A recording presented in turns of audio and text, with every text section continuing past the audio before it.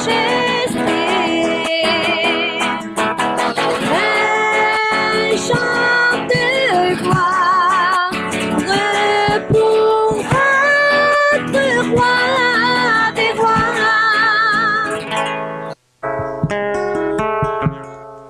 Si yo camino es porque tú me das la fuerza.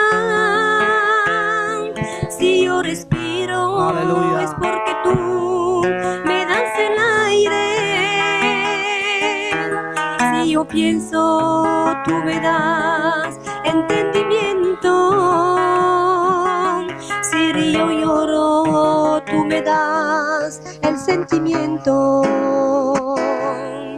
A veces yo me creo algo y nada soy, nada valgo. A veces yo me creo algo y nada soy, nada valgo. Tú me has dado la vida cuando estaba perdido a causa del pecado, porque me se encontraba sufrimiento y dolores. Jesucristo ha pagado. Si yo te amo es por lo que has puesto en mí.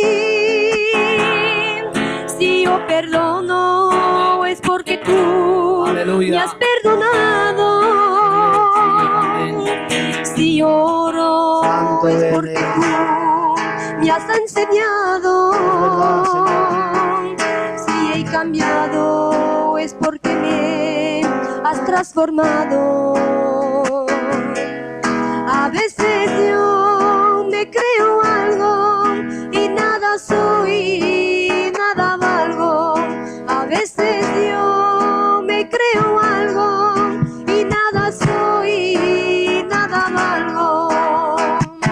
Tú me has dado la vida cuando estaba perdido a causa del pecado, porque me se encontraba sufrimiento y dolores. Jesucristo ha pagado. Aleluya.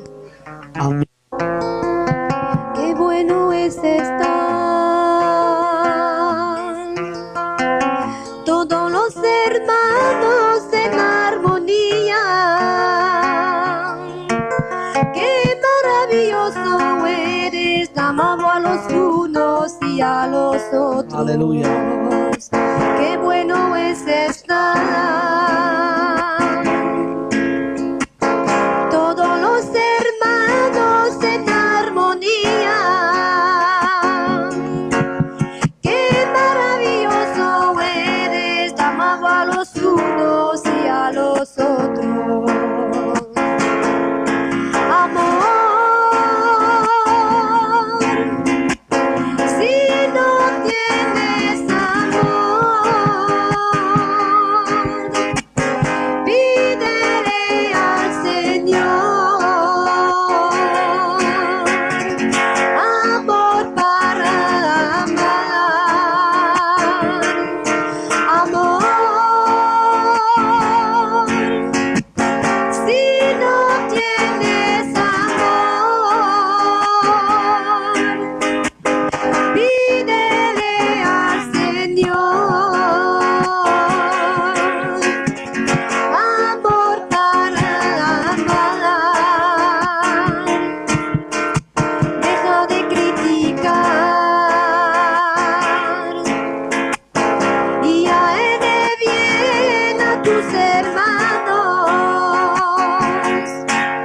Qué maravilloso eres, amaba a los unos y a los otros. Amor, si no tienes amor,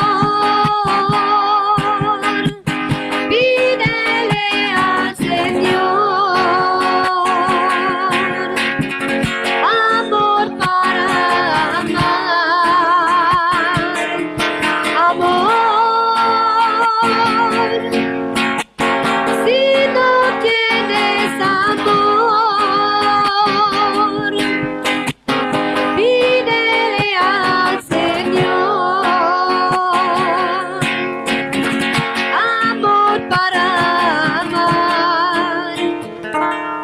pido ayúdame, mi hermano. Amén. Aleluya. Santo eres, Señor. Si me faltan las fuerzas, préstame tu ayuda. Y juntos venceremos y aclamamos al Padre que nos da su ayuda. Soy heredero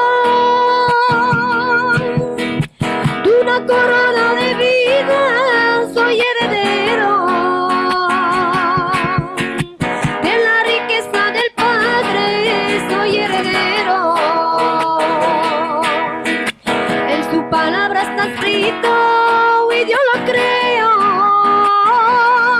Soy heredero de una corona de vida. Soy heredero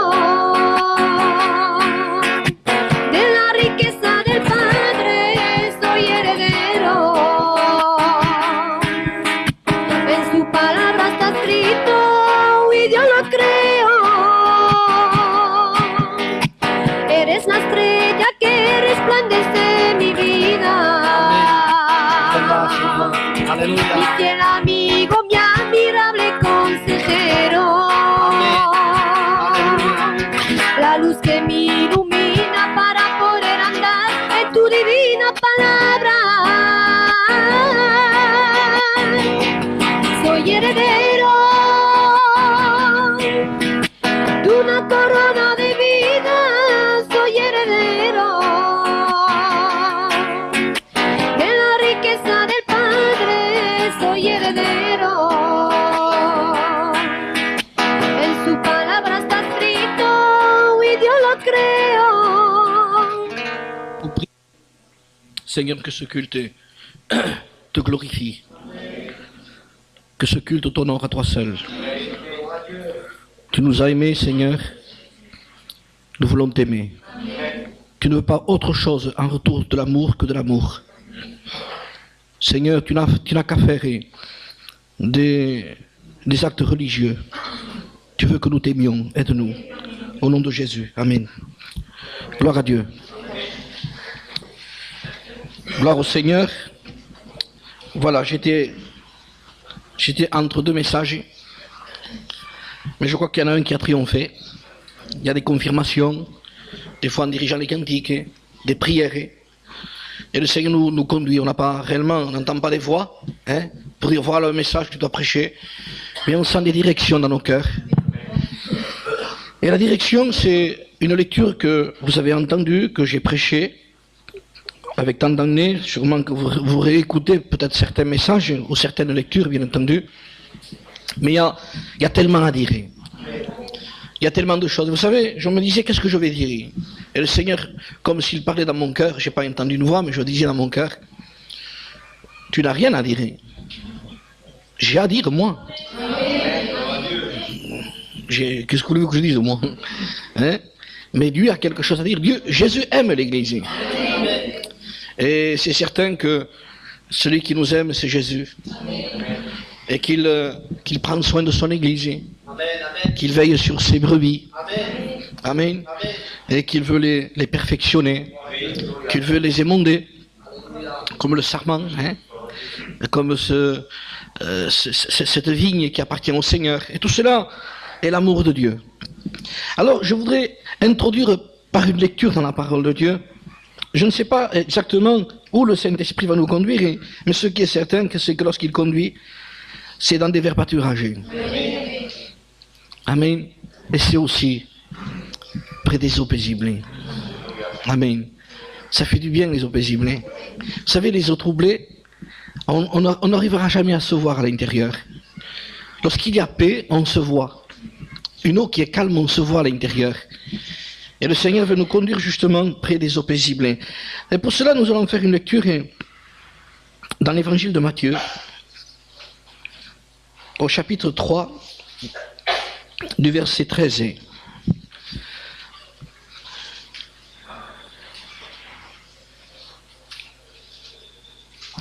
On prendra, si vous voulez,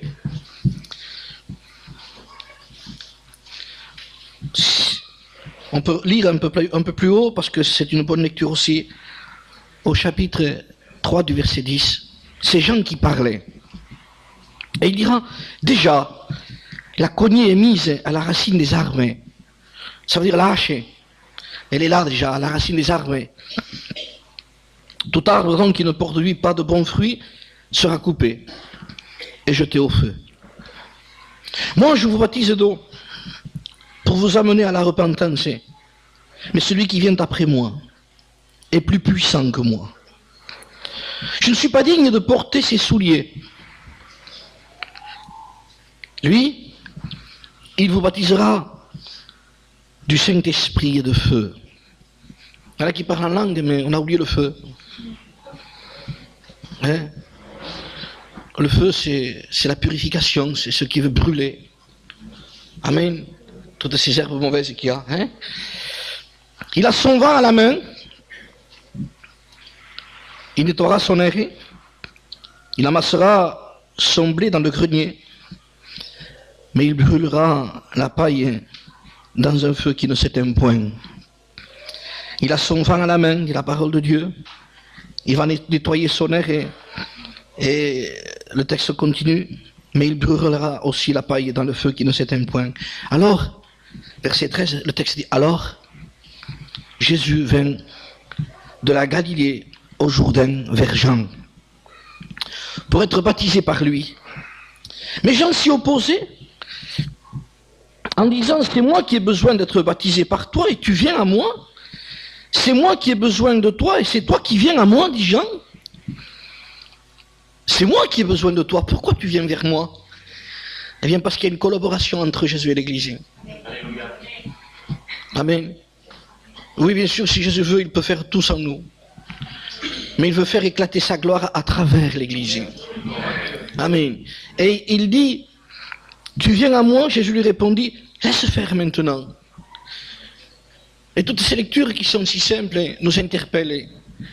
Laisse faire maintenant, parce que s'il y a quelque chose à faire, il faut le laisser faire maintenant. Parce que la nuit vient où on ne pourra plus le faire. Et s'il faut faire quelque chose, dit la parole de Dieu, il est convenable que nous accomplissions ainsi tout ce qui est juste.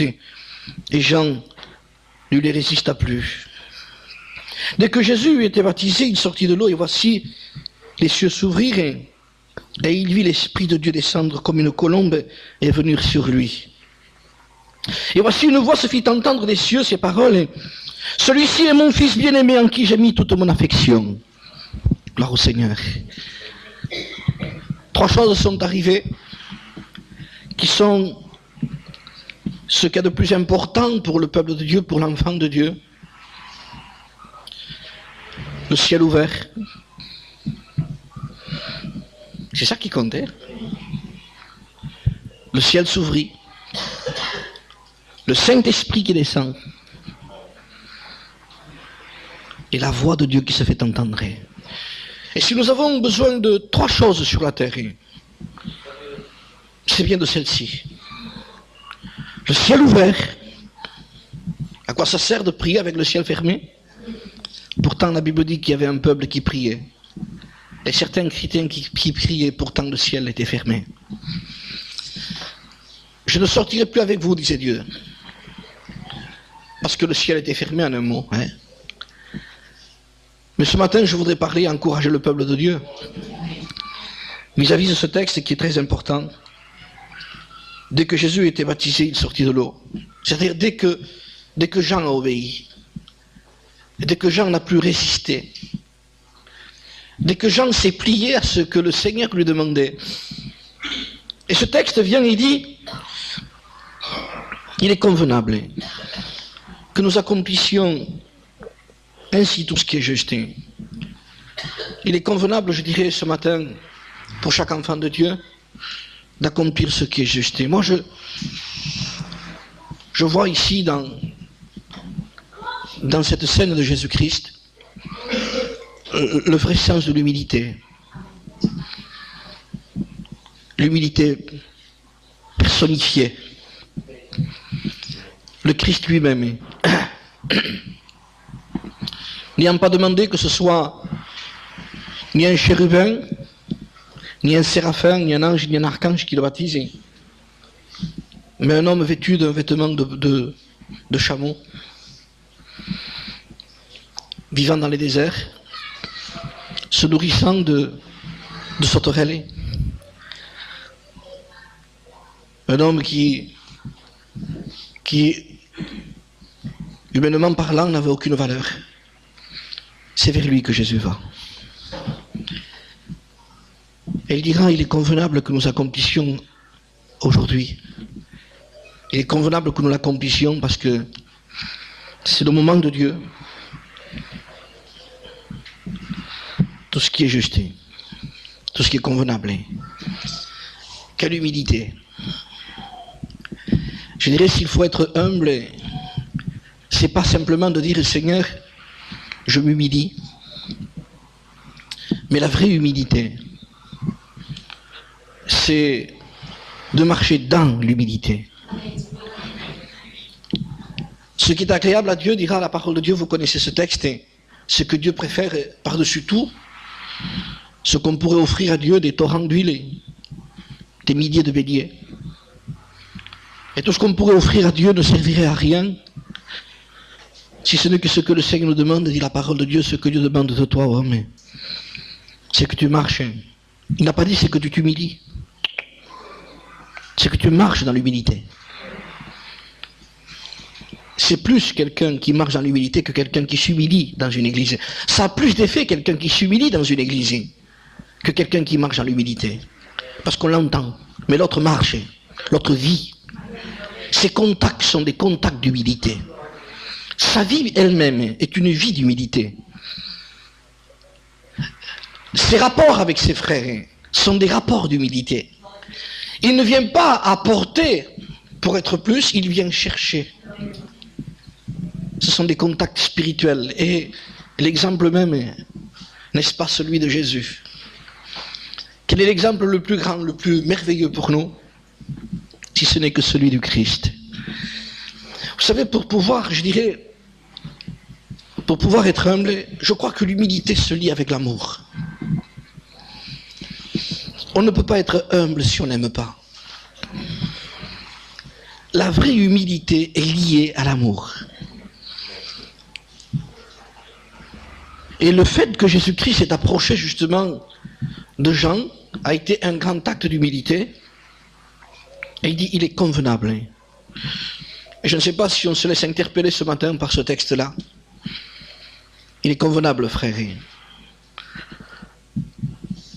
que nous accomplissions ce qui est juste, ce qui est agréable à Dieu.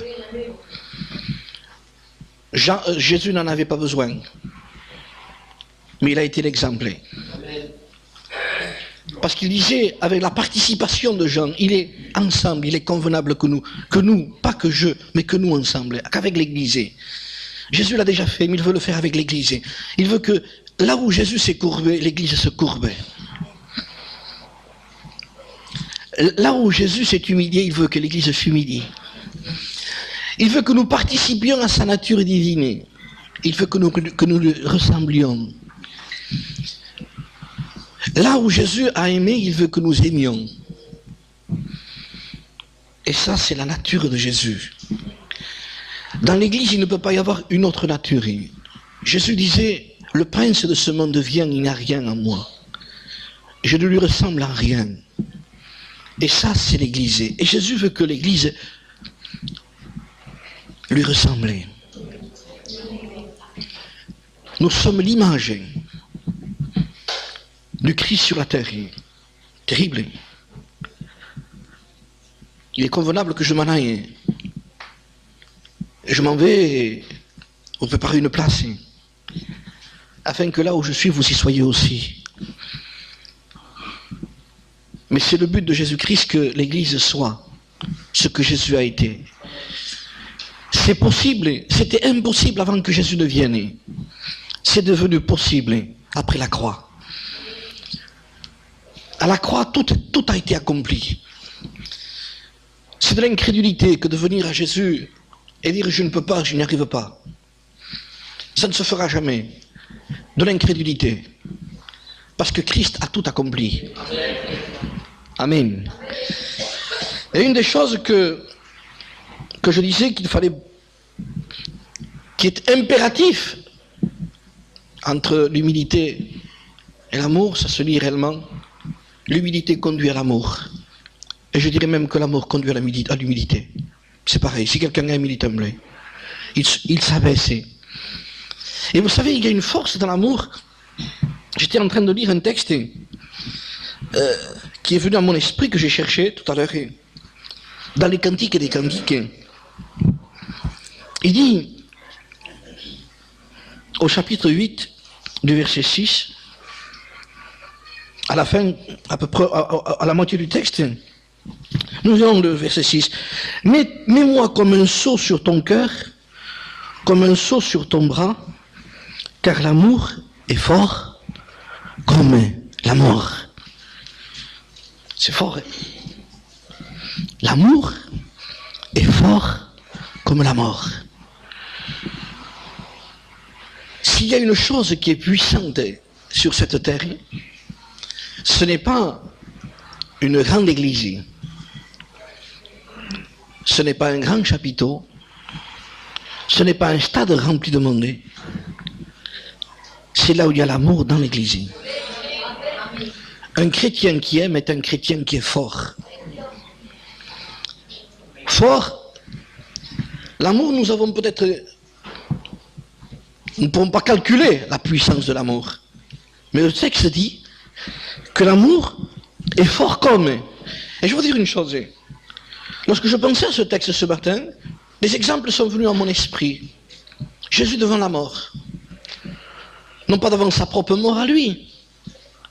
Parce que c'est son amour qui l'a amené à la mort. Il nous aimait tellement sans nous voir qu'il s'est donné, sans nous voir, sans nous connaître, sans nous voir visuellement, bien sûr. Seigneur a une vision qui est beaucoup plus longue que la nôtre, mais nous n'étions pas là. Il nous a aimés. Et je pensais à la mort de Lazare. Jésus arrive devant le tombeau, et Jésus aimait, et Jésus pleurait. Et ce texte devient un texte un peu ancien. Fort, l'amour, fort comme la mort. Mais lorsqu'on rentre dans le Nouveau Testament, lorsqu'on rentre dans la vie de Jésus, on voit que l'amour est plus fort que la mort encore. Qu'est-ce que c'est l'amour alors? Vous connaissez la force de la mort? Mais la mort, c'est ce qu'il y a de plus fort au monde. Vous connaissez quelque chose de plus fort que la mort, vous? L'argent ne peut rien contre la mort. On peut mettre des billets, des tas de billets comme ça devant, et dire je te donne tout ça. Elle est habillée de noir, elle a une foi à la main, elle rentre. Alors on dit voilà, tous mes millions sont là. Je ne connais pas la valeur de l'argent. Pourtant aujourd'hui l'argent est fort. Pourtant aujourd'hui on peut même éviter la prison parfois, si on a assez d'argent. Aujourd'hui avec de l'argent on paye beaucoup de choses, vous le savez. Mais pas la mort. Je veux vous montrer que la mort est puissante. Que la mort n'a même pas de sentiments. Si elle ne connaît pas la valeur de l'argent, elle ne connaît même pas les sentiments d'un enfant qui pleure. D'une mère qui pleure. Parce que son fils est condamné. D'un père qui pleure ou d'un fils qui pleure, qu'importe, ou d'une fille. Elle n'a aucun sentiment. Elle est forte. On peut blinder les portes. On peut essayer de se mettre loin, caché. Elle nous suit. On peut essayer de fuir n'importe où. Elle est là. La mort, c'est ce qu'il y a de plus fort aujourd'hui dans le monde. N'est-ce pas une vérité que je dis ce matin? La mort, c'est ce qui nous amène à pleurer lorsque quelqu'un part et la mort est en train de l'atteindre. Elle fait jaillir des larmes de nos yeux. Elle nous attriste. Elle nous met dans un coin. C'est la mort, tout ça, c'est fort. Mais je bénis Dieu ce matin. Que je voudrais que cette révélation de ce texte se révèle puissamment dans nos cœurs. ce qu'il y a de plus fort aujourd'hui. Non, je dirais, avant d'en parler, ce qui semblerait égal, comme dit le texte des Cantiques et des Cantiques, que l'amour est fort comme la mort, c'est l'amour qui est fort comme la mort. Ça veut dire que l'amour, elle ne se laisse pas payer. Je te montre de l'argent, tu me mets? Non, il dit, écoutez ce que dit le texte un peu plus bas. Les grandes eaux ne peuvent éteindre l'amour. Plus loin encore, il dira, les fleuves ne submergeraient pas. Quand un homme offrirait tous les biens de sa maison contre l'amour, il ne s'attirerait que le mépris. Payer l'amour? Peux-tu payer la mort? L'amour ne se paye pas.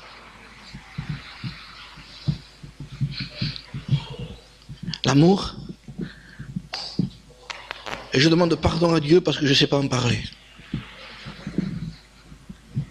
C'est trop grand. L'amour est de Dieu. Nous parlons de Dieu ce matin.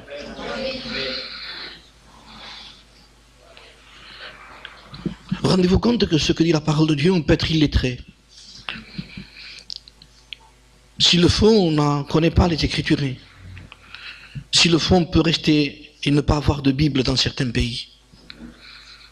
Mais aimer. Il se peut qu'il n'y ait pas d'église dans certaines villes. Parce que le gouvernement exige cela de certains États. Il se peut que les chrétiens n'ont pas de chaise pour s'asseoir.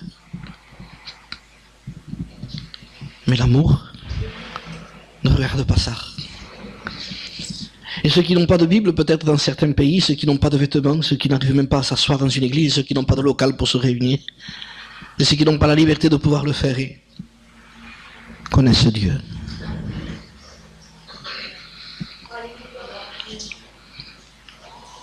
Allons-nous épater Dieu avec nos églises, et nos orchestres, et nos trompettes et nos tambours? La Bible dit que c'est celui qui aime Dieu qui connaît Dieu. Ce sont des gens sans instruction, on dit. Les pharisiens, les gens qui étaient là, les gens religieux disaient des disciples qui étaient Pierre, Jacques, Jean et tous les autres. Ils disaient ce sont des gens sans instruction et pourtant ils les reconnaîtraient pour avoir été avec Jésus. Parce qu'ils aimaient. Je crois que s'il y a un texte aujourd'hui à mettre en avant, au temps où nous vivons aujourd'hui,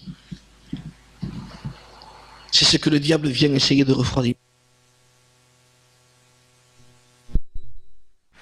D'un plus grand nombre se refroidira. Vous savez une chose, je vais vous dire une chose, frères et sœurs, que vous savez. Quand on aime, on se sacrifie. Quand on aime, on ne regarde pas la souffrance. Quand on aime, on est capable d'en arracher certains, même en les arrachant du feu, même s'il faut se brûler la main.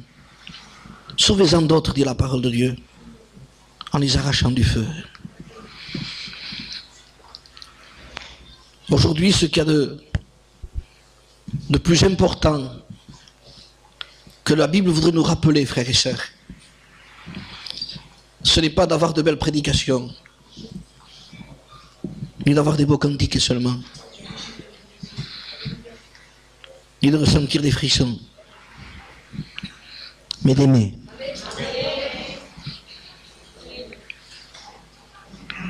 Celui qui aime Dieu, il n'y a rien de pénible, parce que les commandements de Dieu ne sont pas pénibles pour celui qui aime. Quand quelqu'un n'aime plus, tout devient pénible. L'amour a refroidi. Il y a un manque de contact entre le soleil de justice qu'est Dieu et l'Église. Alors automatiquement on se refroidit et l'amour disparaît. L'amour se refroidit et après il y a des choses qui deviennent pénibles. Jésus vint vers Jean et Jean lui résistait un peu. Quoi de plus grand que le ciel ouvert? Quoi de plus grand que le Saint-Esprit? Non pas l'Esprit d'aujourd'hui qu'on dit venant de Dieu. On fait tout venir de Dieu. On entend des gens qui soi-disant parleraient en langue. On entend des soi-disant prophéties. Non.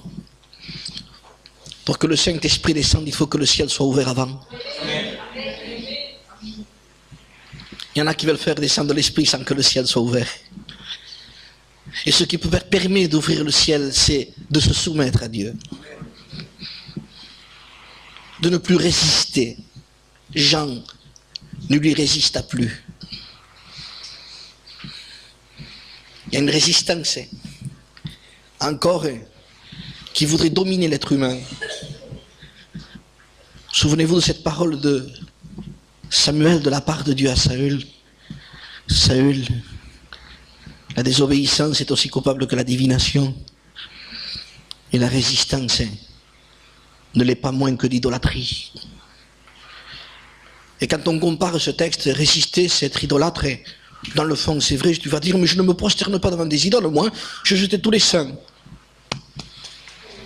C'est là l'idole. Si tu ne te soumets pas, c'est parce que tu t'aimes. C'est parce que tu es idolâtre de toi-même. Je dis de toi-même pour dire de nous-mêmes. Je ne suis pas là pour pointer du doigt qui que ce soit, le Saint-Esprit nous parle à tous. Pour pouvoir aimer, il faut qu'on s'aime moins. Parce que tant qu'on s'aimera, on ne pourra pas aimer. Si nous voulons que l'amour grandisse en nous, il ne s'agit pas de dire, Seigneur, donne-moi de l'amour. Seigneur, donne-moi ce que je m'aime moins. Commençons par là. Commençons par là. Avant de dire, Seigneur, donne-moi, Seigneur, permets que j'enlève. Avant de bâtir, Jérémie, il dit, avant de construire, rase, il dit, détruis, abat. Parce que bien sûr que l'amour de Dieu veut rentrer dans nos cœurs. À qui voulez-vous qu'il le mette, le Seigneur? À qui? À son Église. Mais bien sûr, mais ce qu'il y a de plus précieux au monde sur cette terre, c'est d'aimer. Mais savez-vous que l'amour est plus fort que la mort? Jusqu'à maintenant, l'Ancien Testament disait que l'amour est aussi fort, pareil, à la même hauteur que la mort. Mais lorsque Jésus s'est trouvé devant le tombeau de Lazare, il y a la mort depuis 4 jours qui est là. Et la mort tient Lazare là, c'est fini. La mort a décomposé Lazare. La mort a détruit toutes les cellules de cet homme, c'est fini. Mais il y a quelqu'un qui aime dehors. Fallait-il quelqu'un qui aime pour pouvoir être plus fort que la mort depuis 4 jours? Dites-moi, si nous mettons ces choses dans le sens spirituel, comment pouvoir ressusciter quelqu'un qui est mort? Comme dit l'apôtre Saint Paul, vous êtes morts par vos péchés, par vos offenses. Mais comment pouvoir les ressusciter à eux, les appeler? Comment? Employer des mots, il n'y en a aucun. Si quelqu'un aime. Jésus pleura devant le tombeau. Jésus n'a pas parlé, il dit il pleura. Peut-être on parle trop que ce qu'on pleure aujourd'hui. Et sans que Jésus qu'il parle, mais rien que les gens, les pharisiens, les gens qui étaient autour là, et d'autres gens qui étaient autour de Jésus, regardent Jésus, ils disaient, voyez comment il l'aimait. Ils l'ont vu. Ils ne l'ont pas entendu. Ils n'ont pas dit, voyez comment, entendez comme il l'aimait. Non, parce qu'ils savaient bien qu'il y a des paroles qui, vous savez, les paroles aujourd'hui. Mais ils le regardent pleurer. Et ils constatent une chose, en le regardant, sans que Jésus parle, voyez comment il l'aimait. Lui, qui a guéri les malades, ne pouvait-il pas aussi que cet homme ne meure pas? Lazare est mort. Et la mort est forte.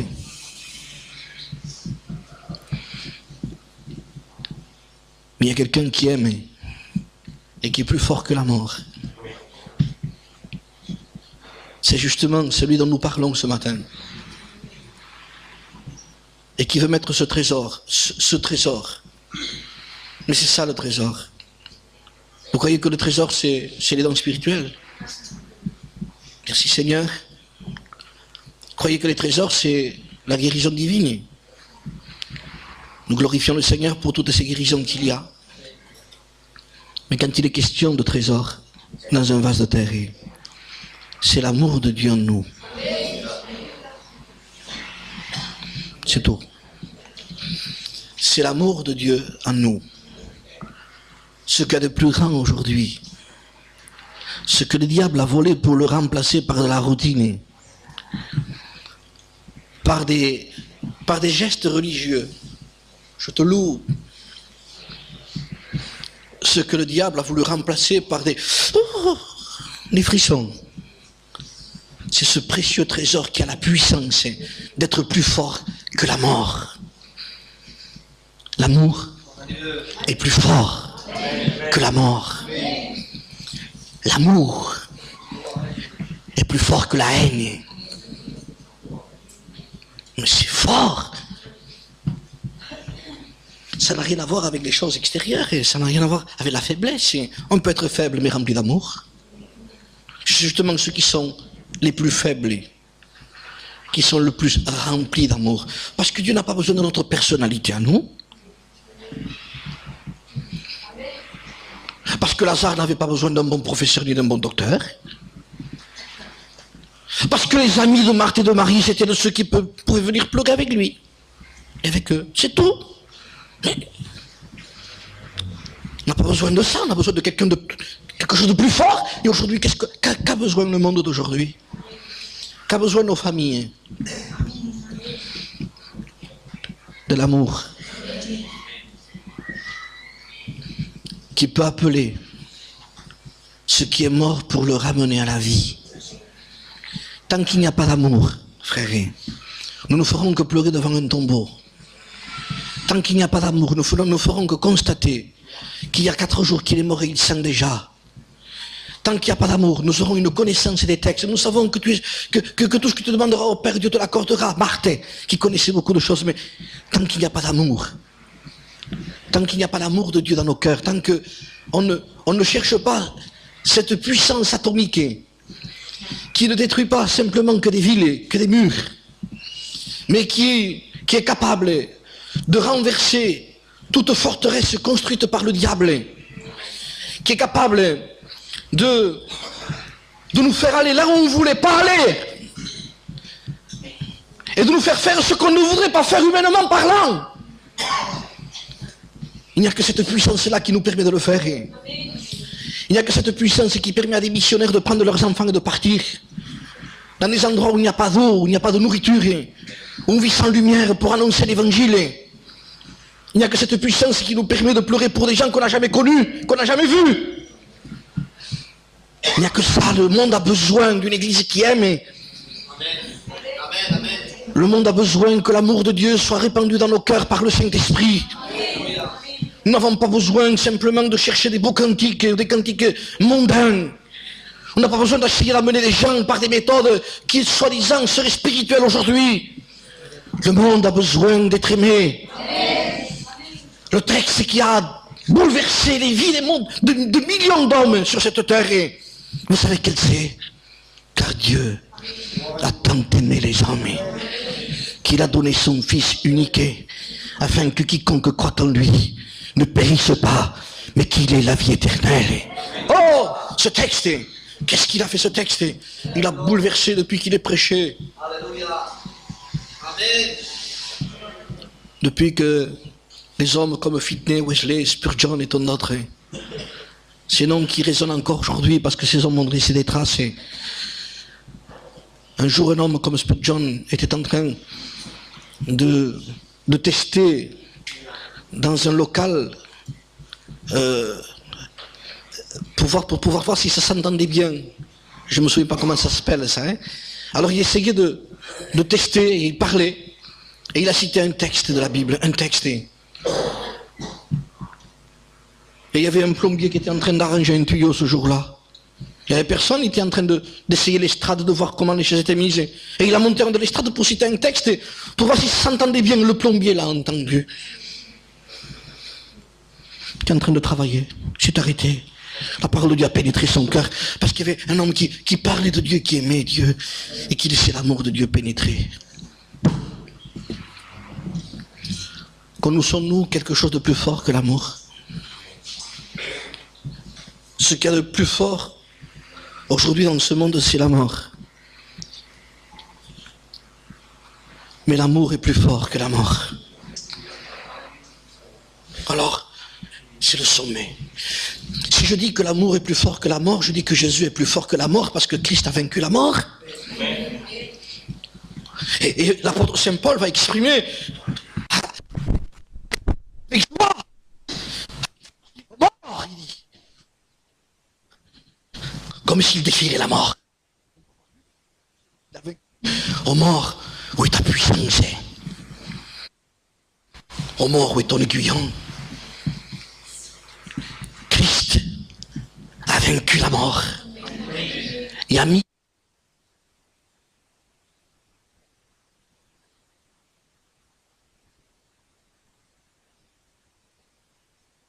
on dit l'évangile, mais tout le monde le prêche l'évangile, tout le monde en parle de l'évangile, mais ce qui fait la force de l'évangile, c'est l'évangile de l'amour. Sinon, ça porte les gens à avoir une fausse image de Jésus. Ça porte les gens à se détourner. C'est une aveugle.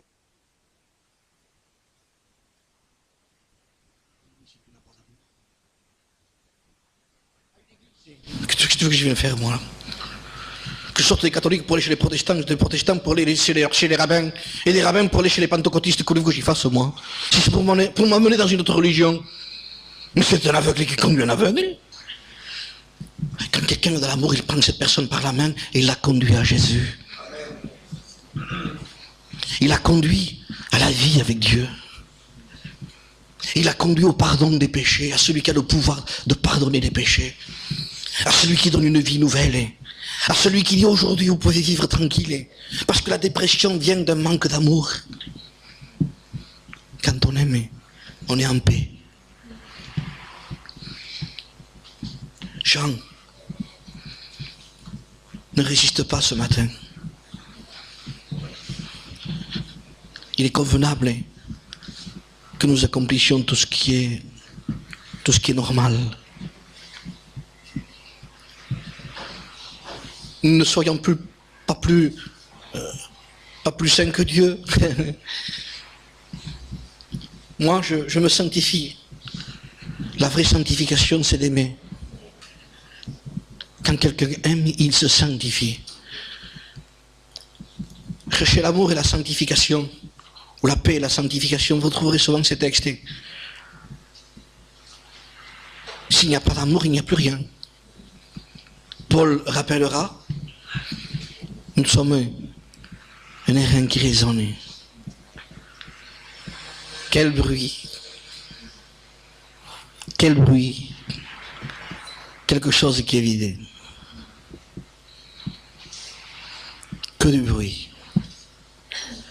Beaucoup de bruit. Il n'y a rien dedans. C'est normal. Et comme il n'y a rien dedans, ça fait plus de bruit qu'un autre. Je rappelais un jour, pour certains qui connaissent les textes, un jour, les fils des prophètes dirent à Élisée, l'homme de Dieu, ce lieu où nous sommes assis devant toi est trop étroit. Nous allons essayer de bâtir quelque chose de plus grand. Et Élisée a dit, allez-y. Alors ils ont pris des haches. Et ils sont partis abattre des arbres. Chacun avait une hache à sa main et commençait à frapper pour abattre des arbres, pour construire, pour bâtir. Et voici qu'un des fils des prophètes qui était en train d'abattre des arbres, le fer de la hache s'est détaché. Il est tombé bouffe à côté, il y avait une rivière, il tombe dans l'eau. Imaginez si ce jeune aurait continué. Heureusement qu'il a eu la sagesse et que Dieu nous la donne ce matin. de nous arrêter. Et au lieu de faire semblant qu'on continue, imaginez un morceau de bois sans le faire, le bruit que ça fait contre un arbre. Le bruit de la hache et du coupant est sourd. D'autres en entendaient. Mais il n'y avait rien qui bougeait, hein. Pas une écorce qui tombait. Au lieu de continuer, il s'est arrêté. Et il est allé trouver le prophète et il dit, ah mon Seigneur, il dit, ah mon Seigneur, le fer de la hache, je l'ai perdu. Ah mon Seigneur, le tranchant qui permet à ma vie de faire du bien, de ce que je me dis, ce que je suis, un chrétien, un enfant de Dieu. Le tranchant de cela, je ne l'ai plus. Le goût du sel, la saveur. À quoi ça sert un paquet de sel comme ça sans saveur dedans?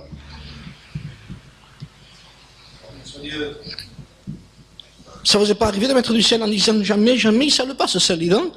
Qu'est-ce qu'il a? Pourtant j'en ai mis, et jamais il sale pas, parce qu'il a plus de saveur. Alors dites-moi, déjà qu'il vaut pas cher.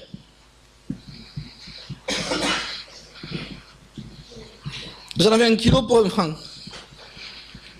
Déjà qu'il vaut pas cher, s'il n'a pas sa saveur, à quoi il sert? Jetez-moi ça dehors, il dit.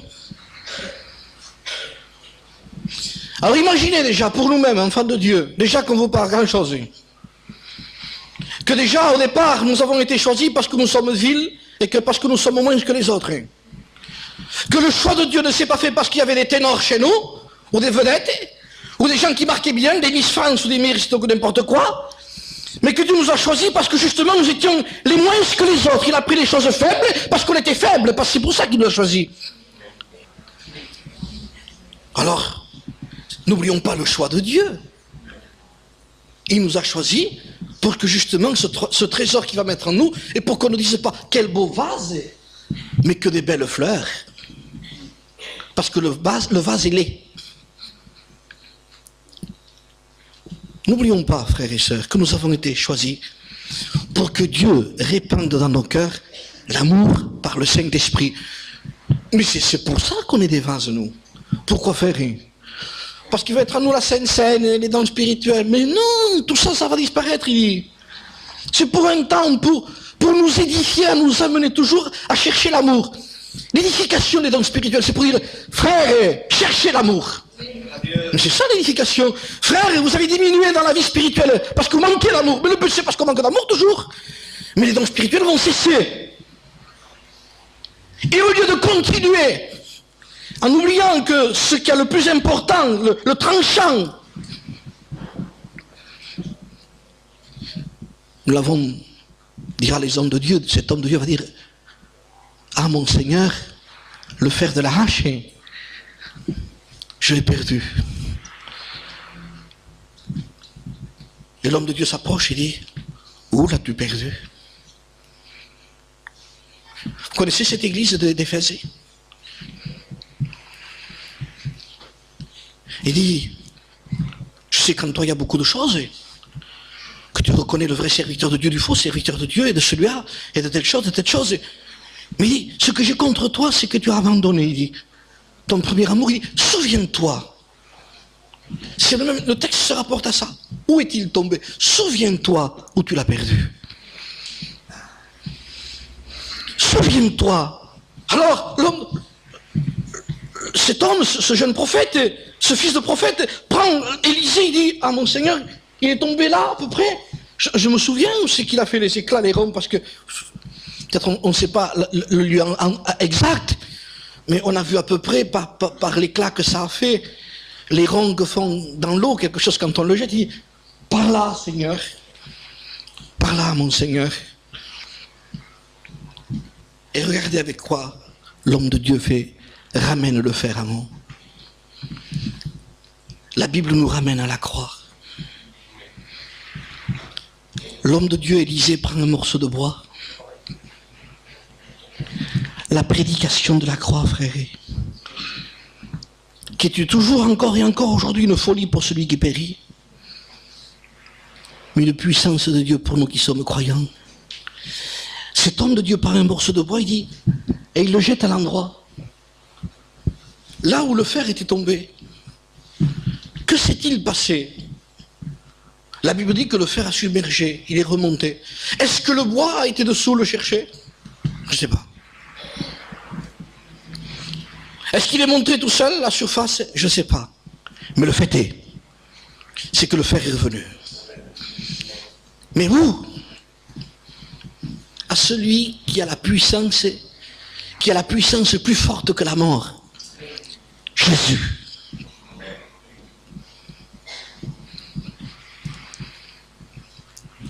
Alors, je ne veux pas trop être long, mais nous faire réfléchir.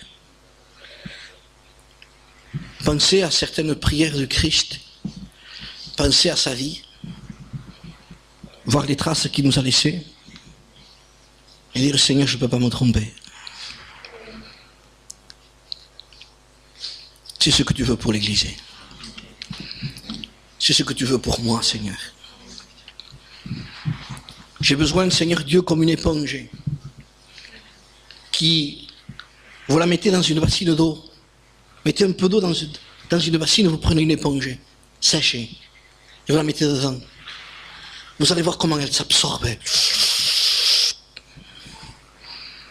Vous sortez l'éponge, il n'y a plus d'eau dans la bassine. Elle est toute dans l'éponge.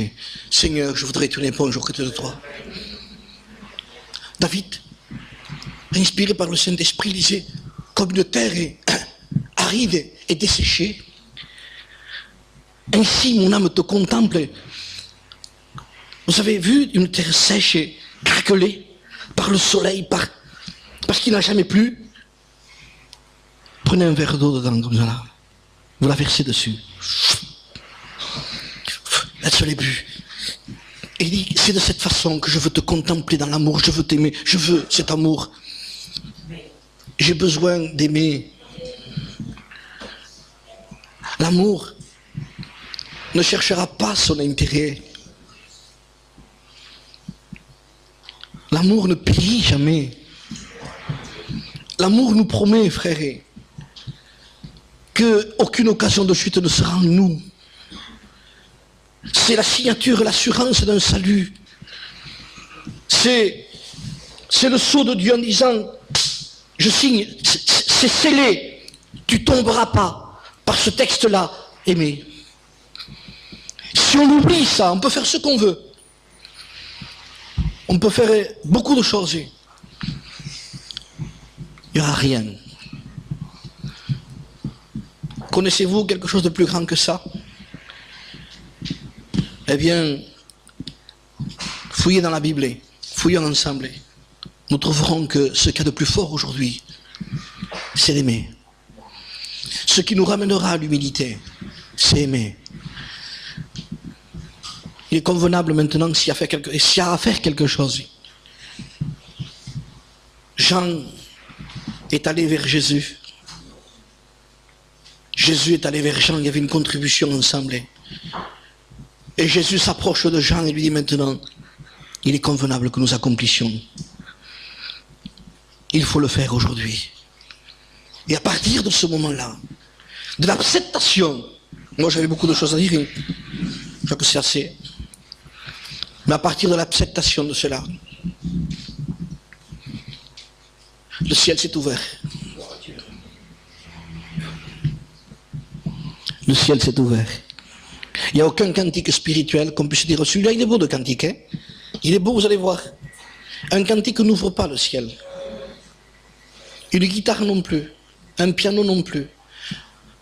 Un grand orateur non plus. C'est toi qui t'ouvres le ciel, toi-même. Le ciel peut être fermé pour celui qui est à côté de toi. On peut adresser les mêmes prières de personnes dans une église. Un avoir le ciel fermé, l'autre le ciel ouvert. Peut-être toi tu ne parles pas en langue. Le ciel est ouvert quand même. Et peut-être celui-là qui est à côté de toi parle en langue et peut-être le ciel est fermé.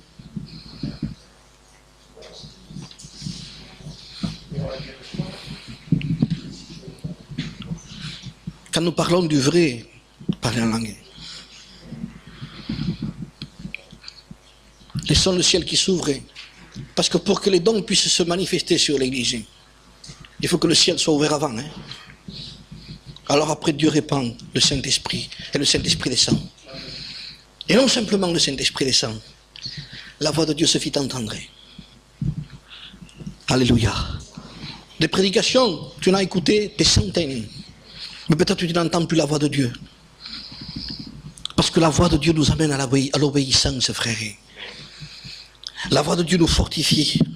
La voix de Dieu, vous l'entendrez quand vous lirez la Bible. Quand nous avons lu par exemple dans Matthieu 5, le sermon sur la montagne. La voix de Dieu, nous l'entendrons. Il y en a qui diront, mais j'ai écouté ce message, tu ne l'as pas entendu, non? Tu ne l'as pas entendu, le sermon sur la montagne. C'est ça qui comptait. Il y en a qui écoutent beaucoup de messages après. Et on se fie aux messages qu'on écoutait. Au grand nombre de messages. Frère, le Seigneur nous a appelés ce matin. Il vient vers nous. Si tu aimes ta famille, aime Dieu. Tu aimes tes enfants, aime Dieu d'abord.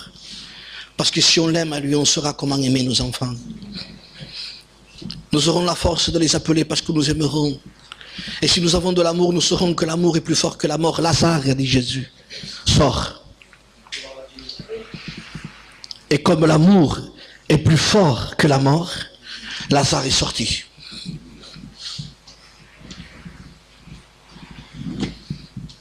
Pour pouvoir ressusciter quelqu'un chez nous, il faut beaucoup d'amour, frère. Il faut les aimer. Non pas comme nous on les aime, mais les aimant comme Dieu les aime. En se laissant remplir seul.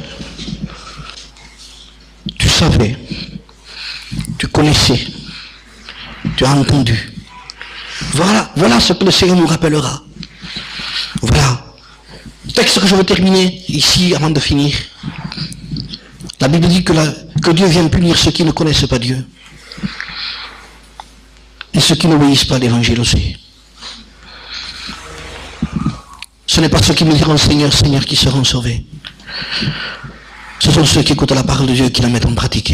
Et ça, n'oubliez pas, c'est la conclusion du sermon sur la montagne. Il y avait de quoi parler encore ici ce matin. Le sermon sur la montagne, ça impliquait beaucoup de choses qu'on ne voudrait pas faire nous-mêmes, mais que le Saint-Esprit nous demandait. L'amour, le pardon, la sainteté, la pureté, le renoncement. Relisons-le, le sermon sur la montagne, ça nous fera du bien. Amen. On prie le Seigneur.